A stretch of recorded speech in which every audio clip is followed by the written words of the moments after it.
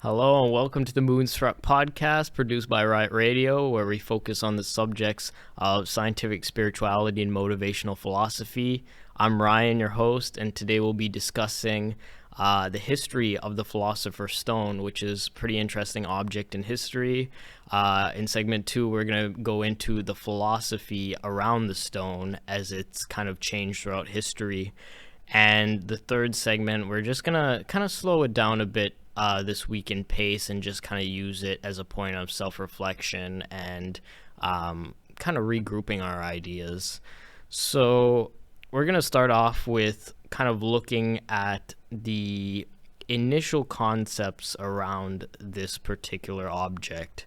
So we're going to take it all the way back to 300 BCE and going into 1st, 2nd century as well.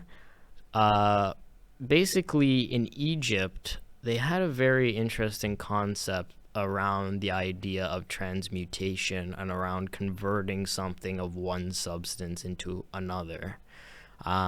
We obviously know that the Egyptians, in terms of spirituality and in terms of building things, were quite adept for their time and had built one of the, I would say, greatest civilizations in history in terms of just advanced technology for their time. They had this concept of transmutation, which is really pivotal to spirituality and really becoming one who is enlightened, as they say, or one who has seen the light.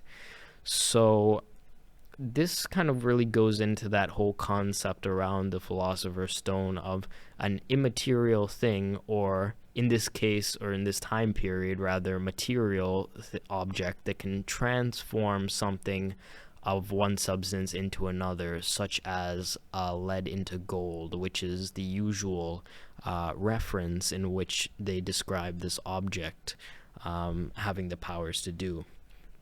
So in the 8th and 15th century, we get into a bit more medieval times, and they really had a concept around the Philosopher's Stone of being this material object, in fact, that gave birth to this elixir, basically, to life. And it was said that whoever possessed this object would basically have the key to immortality, because, as we know, the ability to transform energy from one form into another in the universe is really coinciding with the nature of life and death, and particularly rebirth as an overall concept. The way I see it is life and death are one cycle, and rebirth is that whole cycle. So life and death are not something that really occur separately from one another. They're one cycle and just different phases of it, and we go through it all the time. As I said in previous episodes, there's skin cells dying on, our bodies all the time, and new ones growing and coming to life. So understanding this process of one thing kind of transforming into the other, or a cycle kind of going on in which things are, I want to say, moving in a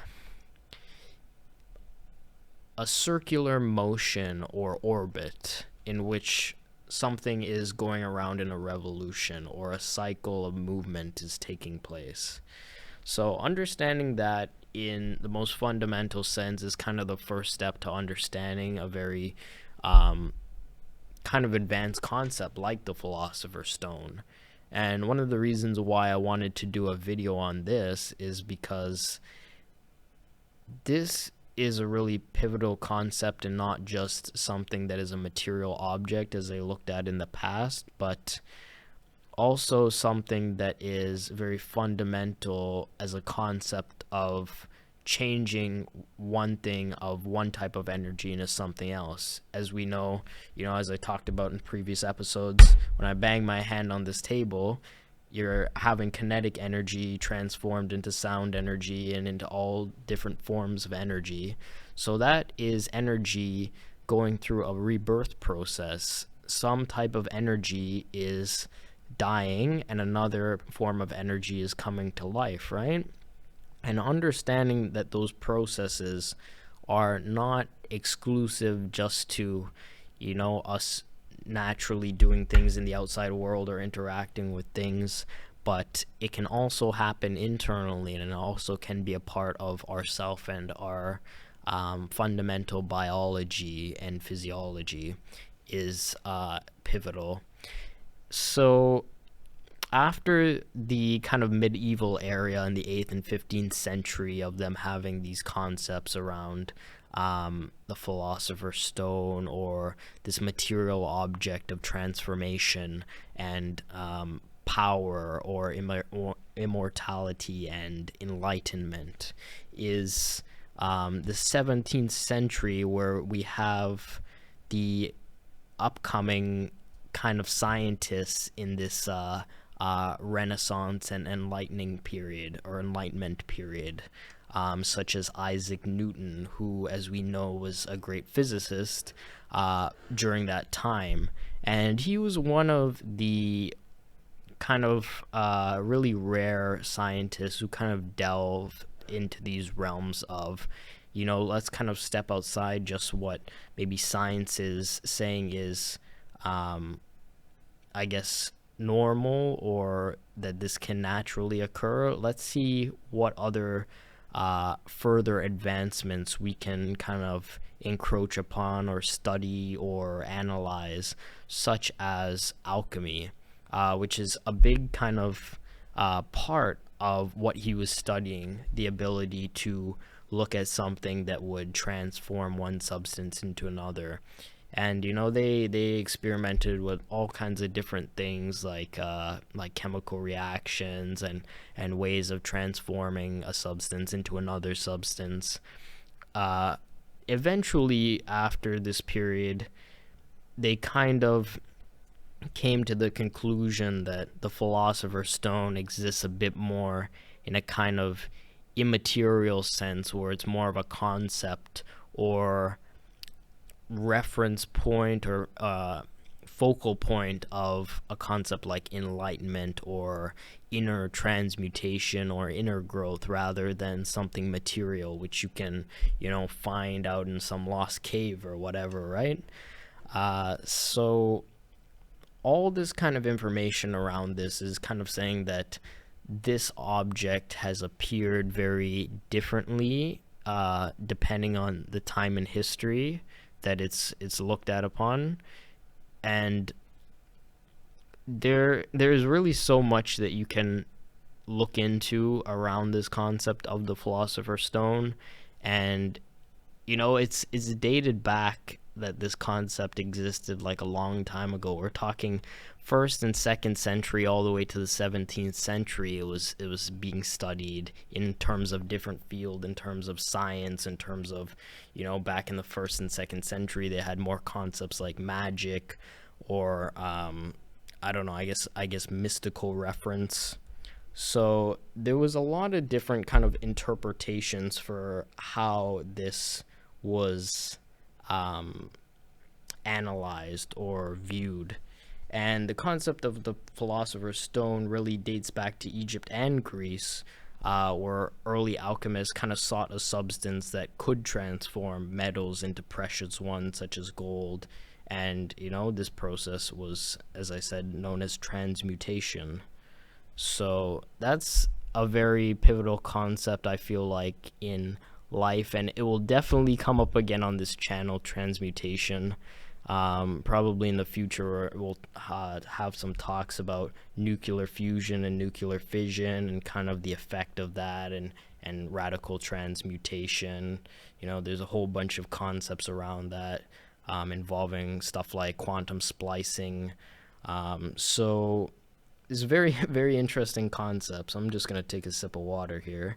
So, but just think about that. The ability to transform one substance that maybe is in a base or very elementary level into some kind of higher form, which it's almost, I don't know, you can say, I guess in the 1st and 2nd century, they might have said enchanted. It's enchanted, or it's been evolved, right? So thinking about that kind of process and thinking about the growth of life in the sense that we are all constantly growing and evolving is something to kind of, I would say, contemplate and reflect on.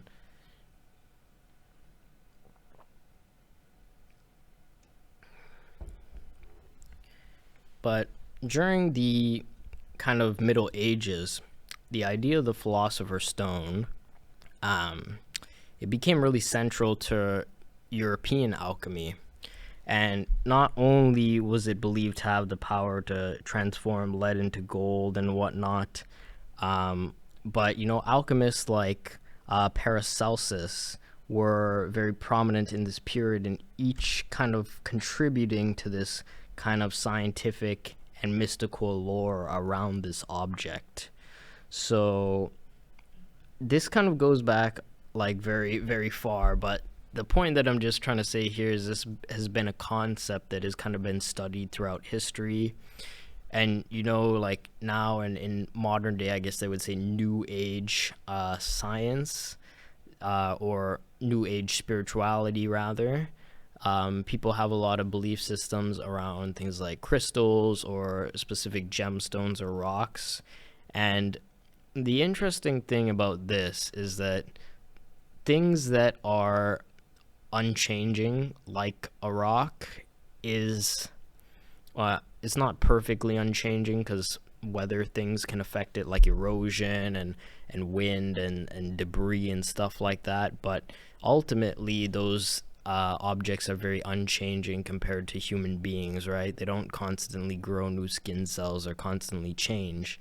But I feel like that is a very fundamental concept in itself because it's representing a part of existence or part of nature that is unchanging, right? So we can kind of see how things in nature kind of vibrate at their own different frequencies, and to have the concept of a material object which emits one frequency and only that frequency is kind of pivotal to understanding the nature of something unchanging, like Earth, or like nature, which is just going to do what nature has always done, and that is just basically enforce its will on existence. I mean, like, you can see kind of all over the planet, there are things that are kind of unchanging since the beginning of time. Trees and plants have always been around since the beginning of time. Chances are they're always going to be around.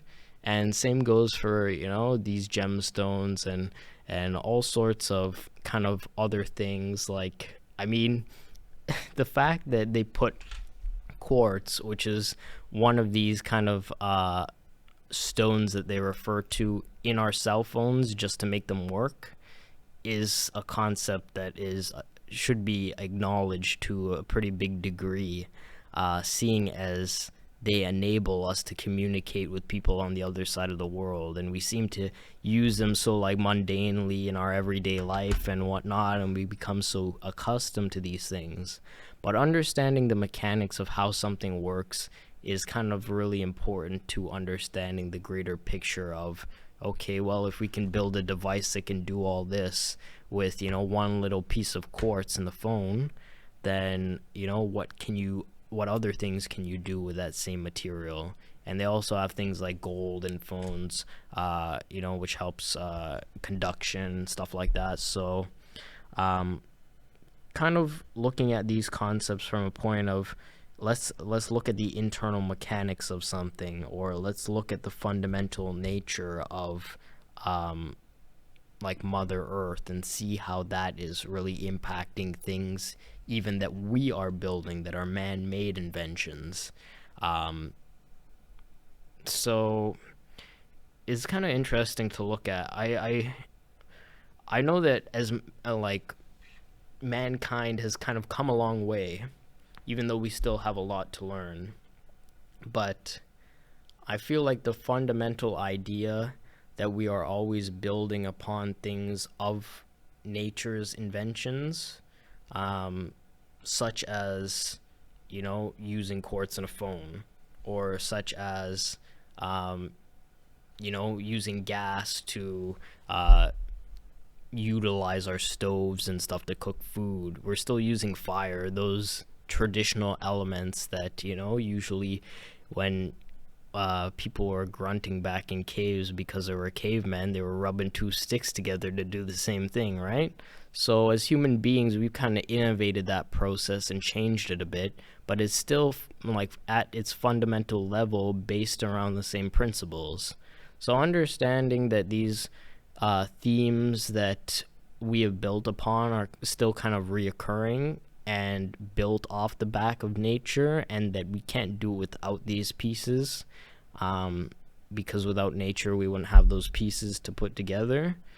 It kind of gives you insight into seeing that there is so much that we can still explore, and I think that's what these kind of alchemists of the day were kind of trying to explore, that there is a bit more of an in-depth process to what's going on. It's not just at one level, such as transforming lead into gold or something, but it also came into the idea of more enlightening principles and things based around spirituality and transmuting oneself into a higher form, as they've talked about, like the elixir to life or the key to immortality, right? You're talking about using that in relation to a human being, or using that in relation to your spiritual evolution.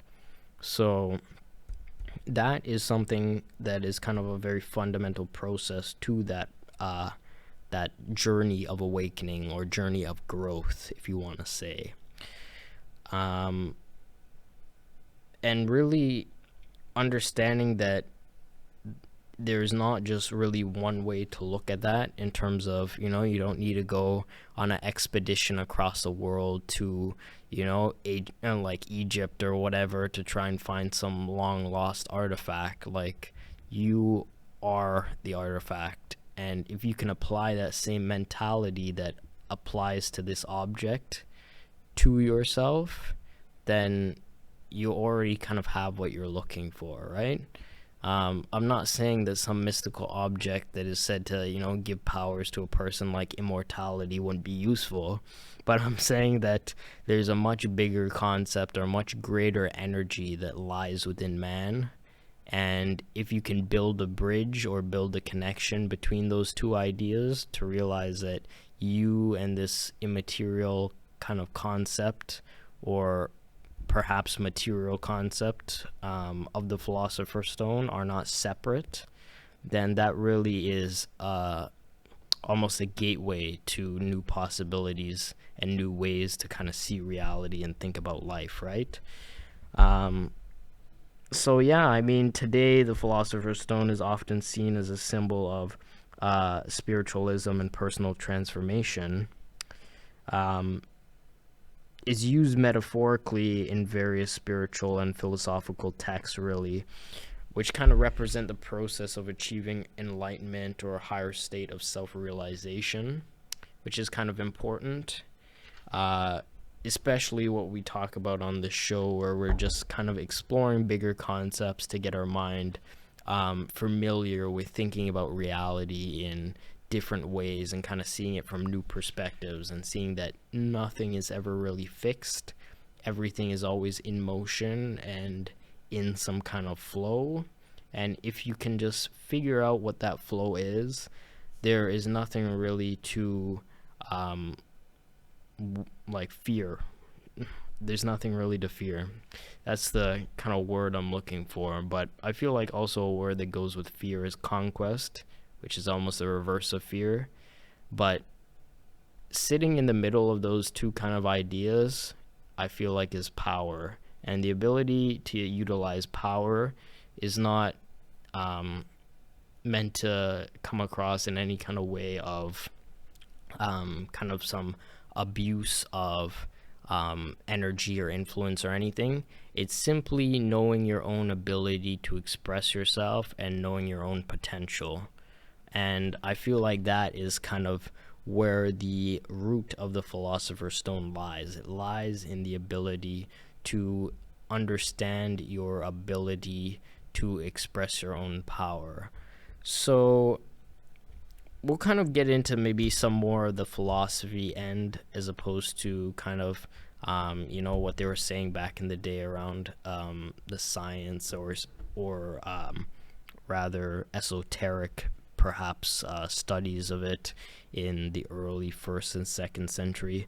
We'll kind of go into a bit more maybe current day perspective around how this applies to ourself, in the sense that this is maybe a sense of representational alchemy, in the sense that if this doesn't occur as a physical object, if this occurs as something that is immaterial or a concept that is of the mind or of mentality, then we're really talking about inner transformation and the ability to change one's self and one's mentality into something else.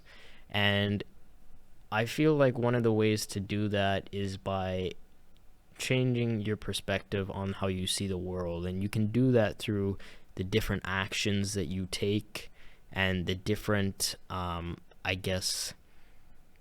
trying to find a different word for mentality, but essentially I would say maybe attitude or energy that you bring to any situation. Like, do you say that, okay, well, this is just something that is kind of in my way or blocking my path?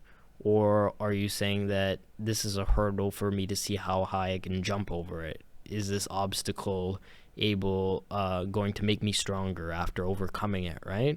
And by doing that process over and over again, as we do so much in life, when we encounter various obstacles, you build strength. It's just like lifting weights or going to the gym. The more weights you lift over time, the stronger you're going to become. But you didn't get to the gym and know how to toss the weights around first day you got there, right? It took a while. So same kind of thing goes for changing your perspective or changing your mentality or changing the way you see or interact with the world. You do so through actions and compounded actions, really, because every action you take is going to build upon another action, right? And that's really the nature of life. And when you understand that, you understand that there is a compounding effect that allows you to get to the top of the mountain, right?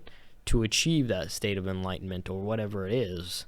So it's really just a question of, can I be fluid enough with my mentality to understand that it's something that's constantly changing and that I have to pretty much constantly be present with that will to push forward or overcome obstacles or overcome challenges.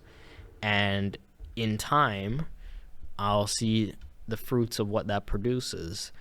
But it's always about having perspective and kind of saying that it's okay to take things one step at a time. I might not, like you going back to the gym example, you might not have like the body you want the next day or even the day after that or the day after that or the day after that. But, maybe the day after that, maybe that's a different story. Maybe you start to see some progress. Imagine months from then. Imagine years from then. That's compounded effects built upon one singular focus. And doing that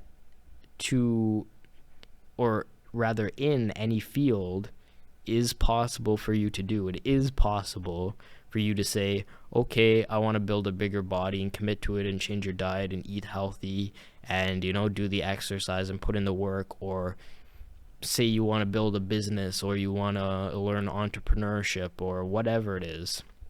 You research the ideas, then you talk to some people, then you make a plan, and then you do things to execute the plan. And it's just about compounded effects over time that fundamentally changes the nature or operation in the way that thing is expressed. So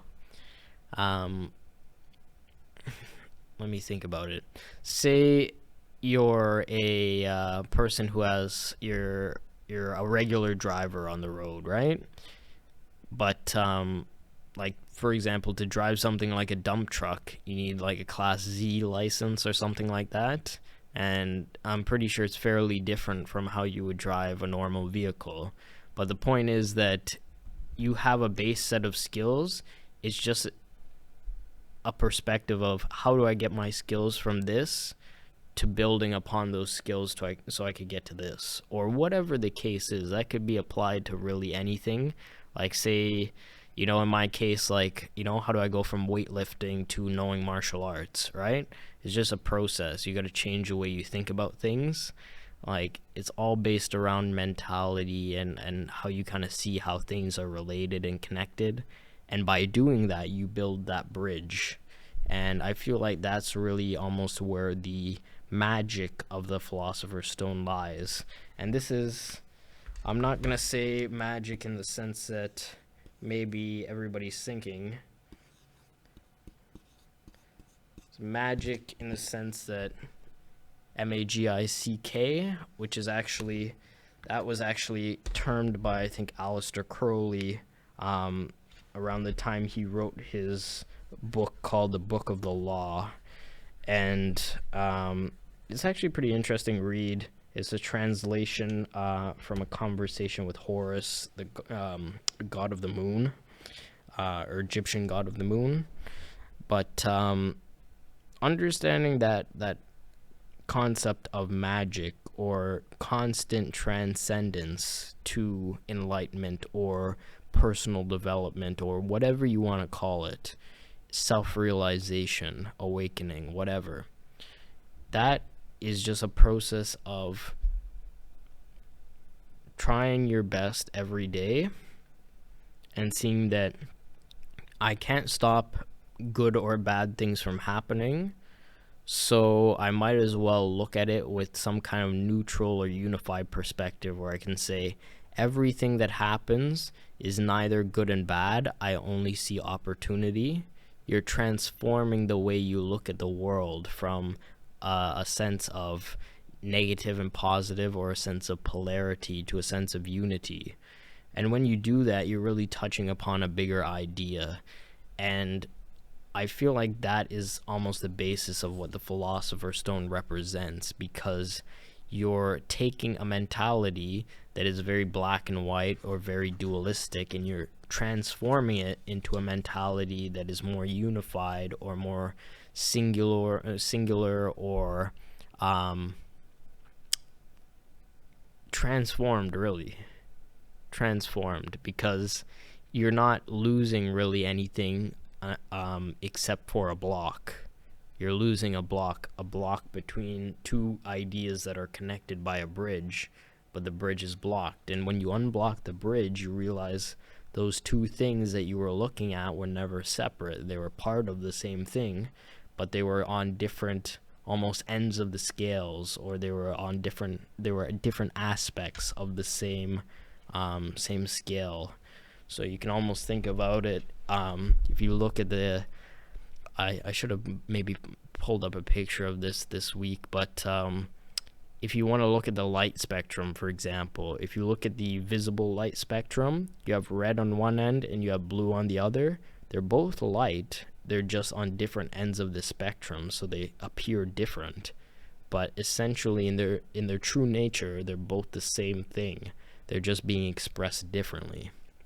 So understanding that there is always that bridge, and that those things are not different, they are fundamentally the same thing, though they do have differences when you look at them in a particular way. But that's based around your perspective, right? Or based around your perception of how you view that thing. And do you view it as two things part of the same thing, or do you view it as two separate things that do not have any relation or connection between them? But yeah, when it comes to changing how you kind of view those things, I feel like that is really imperative to do, to be able to realize that there is always a connection there. and that is really the key or bridge that you have to cross to get to that state of transformation or reaching the Philosopher's Stone. So maybe we'll take this last half of the show just to kind of self-reflect on some of these ideas and kind of talk about, how am I going to integrate this, or why is this useful in any way to me, right? Because there's always going to be, I shouldn't say this, but I feel like human nature is always to see the flaws, not just in the outside world or whatever, but within ourselves, like maybe you're doing an exercise, like for example, maybe you're boxing, right? And maybe, your jab isn't as precise as you want it to be or something like that. You're always going to have that like voice in your head that says, oh, well, like it could be better or this or that, right? But that ability or that critique that you have in your head can also be an aid, because you realize that fundamentally, if I'm having this thought, that means I probably have the ability to implement that change whatever way I see fit, right? It means that I have the ability to act on how this is going to go. Do I want this to be something that is a pivotal point of transformation for me to attain something different or improve upon a certain skill? Or am I just going to say, okay, well, my jab is good enough, I don't need to follow that or whatever? And then that's you disregarding that thought. And that's perfectly fine, because not every thought is meant to be acted upon, and nor should it. However, being aware of those things and that ultimately you are in the driver's seat and you have the ability to decide what it's going to be, and not for anybody else but for you, is so fundamental in understanding your ability to grow as an individual and grow as a person. And I think maybe one of the things that's actually overlooked in terms of spirituality and awakening and enlightenment, as they talk about it in very new age sense, or you see some of these gurus online talking about blah blah blah, like enlightenment and like some kind of mystical like God state or whatever. It's not really about that. It's more about, am I becoming or actualizing to the greatest version of myself? You can almost think about it like, if you want to take like, I don't know this too well, so if I get any details wrong, don't berate me, but like say an example like Pokemon or whatever, like if Pikachu evolves, he's not Pikachu anymore, he's just some kind of higher version, right? He's evolved, right? He's evolved into a greater version of himself. He's not somebody different, or he's not something completely different. He's still him. He's just him who is at some kind of greater level or greater ability, right? So it's not about a sense of I'm becoming a entirely different creature, or I'm so enlightened, like I'm like God now or whatever. It's not about that. It's about, am I enlightened in comparison to where I started out? How much do I realize about myself compared to how much I realized about myself back then? Can I see the vision? Can I see the way? So I think that's maybe one of the most fundamental things actually to this process. Can I see the way? And when you can see the way, you know that there is always a potential out there in the multiverse, or whatever you want to call it, to actualize to that version of yourself and really get everything that version of yourself would get, Like, a lot of people talk about things like visualization, and they say like, okay, I want big house, nice car, lots of money, whatever, right? But who am I going to be who has all those things? Who is a person who has that? Because maybe it's not this version of me. So what about that version of me is different than the version of me who's right now, who's here in this moment? And when you kind of internalize that, you realize it's not about any of those aspects that define your life. It's about the aspects that define you, that translate into you getting those things in your life. So it's about action. It's about what you choose to do, right? If you sit at home and you say, you know, I want to look better. You know, I want to go to the beach and be able to take my shirt off or whatever, or look good for the summer. Or I know there's like a lot of fuss around those kind of things, like looking good for the summer. Personally, I don't get why you would want to look good all year round, but you know, apparently that's big on social media. But anyway, point is that, what was my point? The point is that doing those kind of things where you are trying to get to some level which is higher than the place you are now, you can't say that, okay, I want to look better for the summer, and then sit around and eat potatoes on the couch, or sit around and eat like chips on the couch or whatever, or not eat right, or do the things that don't align with your vision. You have to do the things that align with your vision. You have to go to the gym. You have to work out. You have to, you know, lift bigger weights. You have to exercise. You have to start being conscious of what you eat. You have to do all these things that involve building a bigger, stronger human being, or I shouldn't say bigger, or better human being, in the sense that you are now actualized to that version of yourself that you strive to be. So, as I said, to sum that up, it's not about becoming someone else. It's becoming the version of yourself that is the self-actualized version.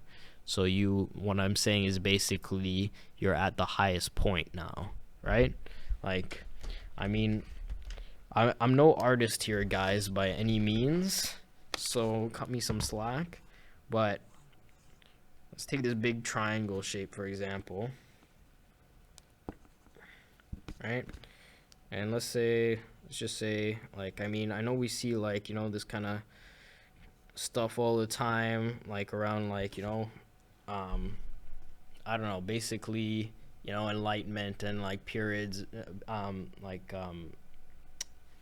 basically Enlightenment and all these kind of things based around, like, I guess, I don't want to say conspiracy because that's not the right word, but you see this image a lot, you know, of pyramid and third eyes open, whatever. Say right now you're down here. This is you.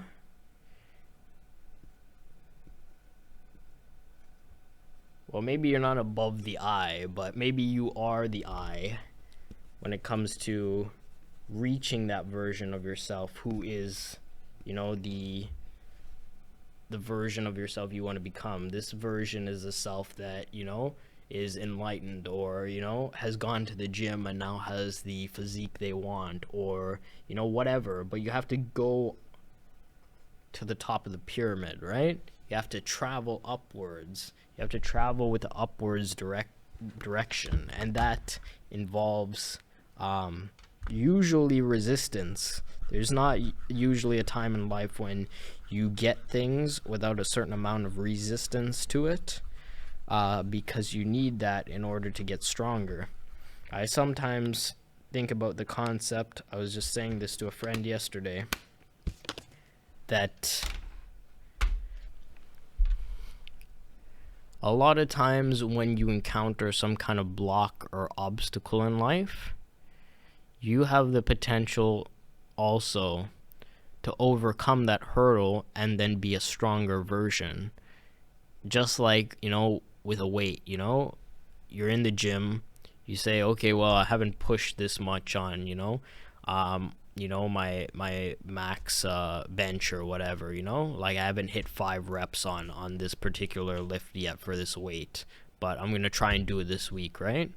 and then, you do that and you make some strength gains.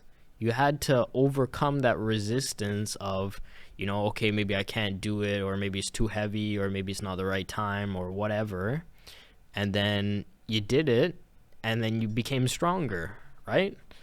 But initially you had that block. But when you realize there's always a potential there to overcome that block and overcome that challenge, well, you got what you were after. You became stronger. You built bigger muscles. So that idea of having a block in life always comes with the opportunity to kind of transcend that block into more strength, because what we're really talking about here is when you're in a period of transformation, you're going to transform into something, right? And really what defines that direction of what you're going to transform into is your ability to cultivate strength, because usually when you encounter something that's very big or challenging to do, you need a lot of strength to do it. And if you're not currently strong enough to do it, you got to encounter blocks that when you overcome them, you can become stronger, and you can have the ability to transform them into something that allows you to have that strength to overcome that big obstacle that you're striving towards, right? You're trying to get stronger. You're trying to hit, I don't know, like let's say, I don't know. You're trying to hit some big lift, right? And you have a certain amount of weight you want to push by a certain time. If you don't keep striving to get there at a reasonable pace, you're not going to reach there. And if you overshoot it, you might do yourself in too early, right? You might suffer from burnout or well, I think that's the exact technical word for just being overly fatigued to the point where your strength isn't at the level where it's supposed to be. The point is that when you're at that level, you have a line that you have to stay on, that you kind of go back and forth between. You have days when sometimes you feel stronger and you feel better and the day's going good. Sometimes you don't feel as on point, right? But the ability to try and stay in between those two realms, where you're on the line and where, you can push the weight and you can perform at that, I guess that pace that is in line with your goal, is what you strive to achieve. So not being too much towards fear almost, and not being too much towards conquest, being at power, utilizing that infinite potential that's directed into one point, that's not dualistic, that's a singular focus based around a concept. That is what we're really talking about when we talk about those kind of ideas. So I feel like this kind of goes into the integration maybe of knowledge into wisdom and wisdom into knowledge. So to kind of correlate this back to the Philosopher's Stone, we are the fundamental medium that has the ability to transform itself and grow, because we're constantly growing in life. The question is, what are we growing into? So a lot of times we can tend to pick up wisdom or pick up knowledge along the way. Wisdom is different from knowledge, because wisdom is your ability to incorporate or practically utilize what you've learned and act with it in accordance to your belief system, or maybe not belief system, but how you articulate yourself in the world. So knowledge is kind of the things that you pick up over time, in the sense that, gravity makes things fall, water makes things wet, kind of those kind of concepts around it is not something that kind of defines my entire perspective on life, but it's something that I know is a fundamental concept. And usually there is a gap between these things, between wisdom and knowledge, in the sense that, I have the wisdom to act in a certain way that's in accordance with a certain type of maybe persona or appearance, in the sense that, for example, if you're some guru who meditates, or some monk or whatever who meditates in a temple all day, you might have the wisdom to know that you should try to be as calm as you possibly can be, because that's where you have the most awareness, and that's where you're most likely able to interpret the best and articulate yourself the best. And I would say that is an implementation of wisdom. An implementation of knowledge is saying that, okay, well, if I decide to jump in this pool right now with all my clothes on, my clothes are probably going to get wet.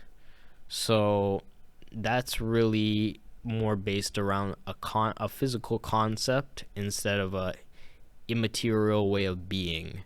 And I feel like between those two is a bridge. And when you can, this big word comes up, especially around spirituality in terms of like personal growth and development, the word integration, which basically means the ability to utilize information in a particular way, right? To the ability to find applicability in it, or the ability to apply it.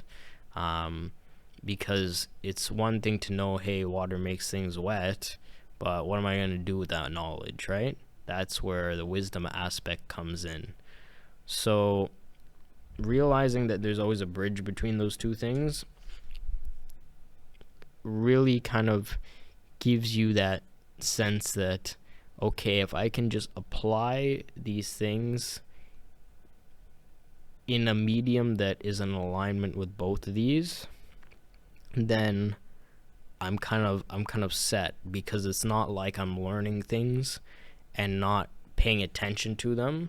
Because I don't know, if you think about, say somebody, I know we're all familiar with the concept of gravity, but say that you're somebody who is, maybe off your rocker a little bit, and you don't have a concept of gravity, and you think you could fly off a building. That's not a very good integration of knowledge into wisdom, right? Because you're kind of overlooking basically fundamental things that you have picked up or realized over life, but you haven't integrated into your frame of thinking, right? So the ability to kind of integrate knowledge into wisdom, and not just that, but integrate wisdom into knowledge as well, really becomes the pivotal factor about how you can express yourself and how you want to also be viewed, in the sense that, are you able to articulate your ideas? And it doesn't always have to be perfect. Like, this is no easy process. I would say a lot of people who are into spirituality out there, or personal development, or growth, or any kind of higher state of being, or moving into self-development, is usually blocked by this, and myself included, because this is not an easy thing to do by any means.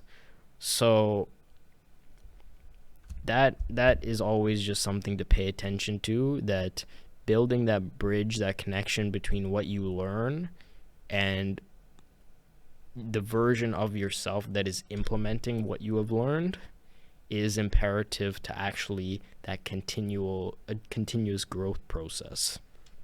So last thing that I kind of wanted to touch on here today, we're kind of summing up now, getting close to the end. And I would say, let's just kind of maybe ask ourselves a self-reflecting question this episode. And I would say the question is, who am I? Or should I say, who am I really? In the sense that, I mean, I know that I'm aware of things, in a sense that, a conscious force is acting upon things. Like, if I say down, I'll put my hand down and I'll hit the table and sound is produced. And that's me acting on some external medium to cause an effect. So understanding that is a very big concept in itself, that we are just beings who are here aware of something, is big enough in itself. But I'm not really going to elaborate on this question too much further, but I would say maybe just use that to reflect on yourself after today's episode. Just kind of say, who am I, or who am I really, and what do I have the potential to do? Like, maybe part of me does have the ability to be like the Philosopher's Stone and transform myself. If you don't think that way, chances are you're less inclined to seeing things like that happen, because usually we grow on the things we're focused on. You focus on the gym, you usually show up to the gym, you usually get bigger muscles, you usually improve your life, right? If you don't do those things, if you say that, well, I don't need to change anything about myself, I'm perfect or whatever, and you think you're completely set for life, then you're probably not going to actively search out things that will help you attain that higher level, because you're not focused on it, right? So on asking a question to ourselves like, who am I really, is a question that maybe will perhaps give you insight to just thinking about what we are and what we are capable of doing. From the 1st and 2nd century all the way till now, in terms of the concept of the Philosopher's Stone, right? So, this has kind of been today's episode. I know it's kind of been very philosophical and maybe still kind of a lot to integrate, but I think that everything in its own time. Take from this what you can. As I said, always, this is just my opinion and my perspective on things. We're going to wrap it up here. And really, this has been today's show here on Riot Radio. We covered the Philosopher's Stone, we covered self-reflection and the philosophy that has kind of evolved around it to perspective of enlightenment and transformation. And yeah, I'm just here to help you guys on your mission as well as my own, and I will catch you in the next one here on Moonstruck. See ya.